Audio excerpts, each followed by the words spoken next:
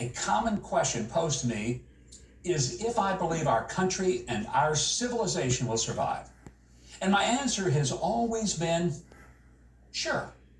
I've lived through moments in history when it appeared that all was so far gone, but we've recovered. And I've cited the assassinations of JFK and RFK and Dr. Martin Luther King, the violent race riots of the early and mid-60s, and the anti-war protests, the mayhem on college campuses in the late 60s and early 70s, all of which I lived through.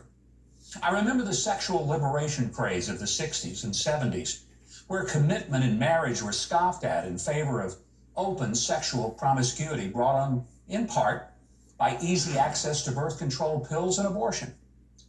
I watched our cities burn down in riots and lootings. Yeah, I remember the 1968 Democrat Convention in Chicago when police and protesters violently clashed. And then there was the May 1970 Kent State killing of 4 students, 9 others wounded by National Guard troops who opened live fire on campus protesters.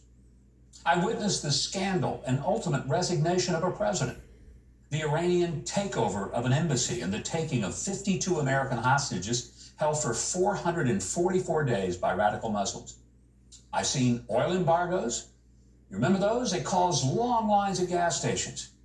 I remember seeing interest rates for home mortgages climb to 17 and 18%, causing economic upheaval.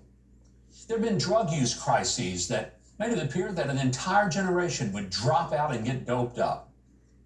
But through it all, there were glimpses of hope, and we experienced an ebb and flow of history that fluctuated between the worst and the best. We saw the Civil Rights Act passed and a landing on the moon, major medical breakthroughs that saved lives, sometimes of our loved ones, and innovations in technology that brought us things like personal computers and ultimately smartphones and access to the worldwide communication through something called the World Wide Web, commonly known as the Internet, or as George W. Bush used to call it, the interweb. But when people ask me now if we're going to be okay, I say soberly but honestly, I don't know. And the reason is that there is such a sign of incredible depravity that is not only occurring, but it's being approved by those who are well educated and ought to know better. A new Harvard-Harris poll found that among 18 to 24-year-old Americans, a majority, 51%, think that Hamas's slaughter of 1,300 innocent Israeli civilians was justified. Overall, Americans disagree, 76 to 24%.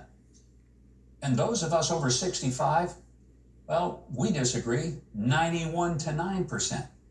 Which means that while people in my generation are overwhelmingly appalled by the massacre of children, the violent rape of women, and the torturing of elderly, younger Americans actually consider such behavior justified. And worse, much of that attitude prevails on the campuses of what once were the elite institutions of higher education: Harvard, Yale, Princeton, Columbia. How is it that in places where we ought to find the smartest people, we're instead seeing the most immoral, least aware, spiritually blind, and intellectually ignorant people?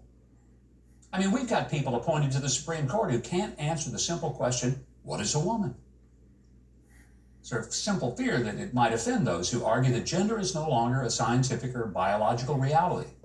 It's just whatever we imagine it to be based on nothing more than a whim. Yeah. There are people in our culture that actually advocate for the chemical castration and surgical mutilation of children who are about as prepared to make such life-altering, permanent decisions as they are to be handed a loaded firearm or let them be given the choice of eating vegetables or ice cream for dinner.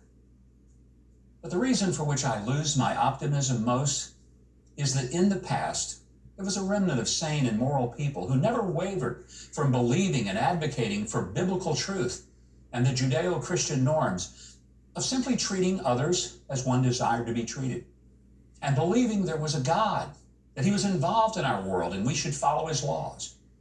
I now see many younger but very popular pastors who have moral confusion and, in an attempt to be relevant and loved, are actually embracing sexual immorality as just a personal choice, and who in the name of love have dismissed sin as anything other than just a lifestyle choice.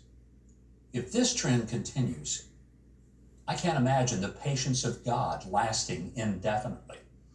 And there may soon come the time when he either lets us collapse into oblivion, or he finally says, that's it. It's time for putting this evil generation to rest, and maybe just call a halt to people who have destroyed themselves by rebellion. I gotta tell you, I hope I'm wrong. I pray for reformation, but I fear for the apocalypse. If you